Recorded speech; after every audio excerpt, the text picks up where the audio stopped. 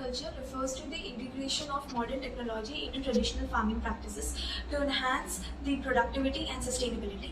It involves the use of sensors, automation and communication technology to monitor and manage agriculture operations. So the problem statement is the traditional agriculture and allied sectors cannot meet the requirements of modern agriculture, which demands high yield crops. Therefore, it is essential to embrace modernization and utilize smart agriculture technology to predict the best possible productivity and crops suitable for specific land. In our project for organic cultivation of data of soil parameters such as soil moisture, pH, temperature, etc. will be measured. The objectives of our project are to investigate and design a smart agriculture system that integrates all the hardware components, to develop a user-friendly application or a website interface to collect real-time data of soil moisture, pH, temperature to improve the overall irrigation process. Third is to develop an automated water supply system for efficient and uniform irrigation across the field. Fourth, to enhance application security by implementing security tools ensuring protection against unauthorized access. Now we will explain the field setup. So now let's move on to the field setup. So here's the Arduino, which is our processing unit. The code is being pushed through this Arduino unit into the circuit, and here it is a ESP32, which is a Wi-Fi controller. It stores the code and also the memory here. Then moving apart from this, this is the soil moisture sensor, which has been integrated inside the field, and this has been connected through this to our breadboard and then to the ESP32. So here below lies the relay, which has been connected to a motor, and also we have a DST12, which is a temperature sensor, and also we have integrated our camera for the field monitoring purpose. And here below also is the soil moisture B. This is the A1 and this is the B part, and it collects the accumulated data of the soil moisture. Let us continue with the system flow of our model, smart agriculture system.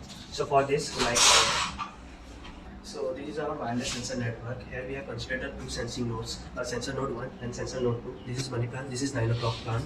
So what is happening, for particular sensor nodes, we have the particular units like sensing units, power management unit, transceiver units and processing units. So sensing units contains soil moisture sensors.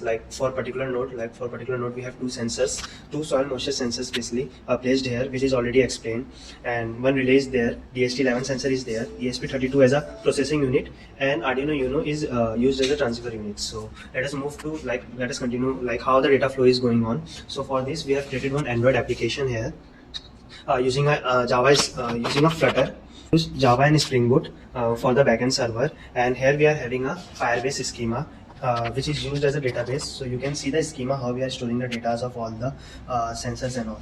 So we will later explain this part. So let's see how it's working, how the irrigation is done. So first of all, we have to log in our application. So for that we need to enter email and password. So after entering, we will just click on login button. So once we will successfully log in, after login we have to also log in those sensor nodes that you can see here in the fields. So for that we need to enter password for them to access their data. So for this we have a password Abhion. So after entering this we will verify, and now we can see data are fetching. As I've already told, we are using for particular sensor node, we are using two sensors, soil moisture sensors. So both the soil moisture sensors right now is moist, humidity is 73% and temperature is 23 degrees Celsius. And for the sensor system 1, for this side, for the 9 o'clock side, both the soil moisture sensors, this side also moist, 69 is the humidity and 23.8 is the temperature. So we can manually trigger our motor on the basis of the data we can see. Let's say now moist is there, 73% humidity and 23 degrees Celsius. Now if the farmer thinks let us on the motor, so he can just simply click on this toggle button. Once the toggle button will be open, the water supply will be you can see the water supply is there, and you can see the data as well. It will just convert it to wet once once the soil is wet. That's it. So similarly for sensor system 1, that is 9 o'clock also, we can turn on the motor from here itself. You can see the motor is turned on and turned off. We have also automated our system. Like it is now the toggle button is now on manual mode. Like if we click on it, it will be in auto mode. Auto means it will automatically sense the data according to the whatever the data it is showing, and on the basis of that it will be automatic. IoT-based smart agriculture system, we implemented a random forest classification model to intelligently automate the control of irrigation water. We trained our model on a dataset comprising 1 lakh rows. Each row represents a historical snapshot of environment and plant data collected at various time intervals. The dataset includes plant name such as money plant and Nilo globe, which helps capture plant-specific irrigation requirements, soil moisture A, soil moisture B, temperature, and motor state, which will basically 0 and 1.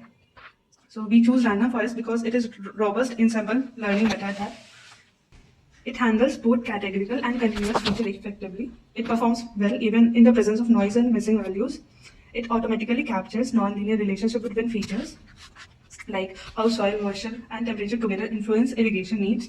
It provides feature importance matrices, helping us to understand which sensors contribute the most in the motor's decision.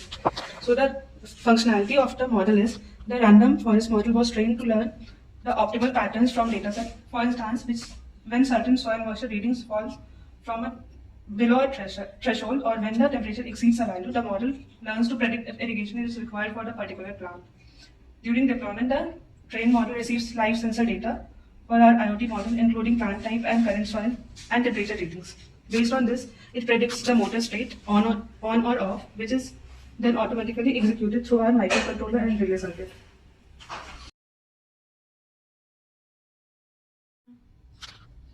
The conclusion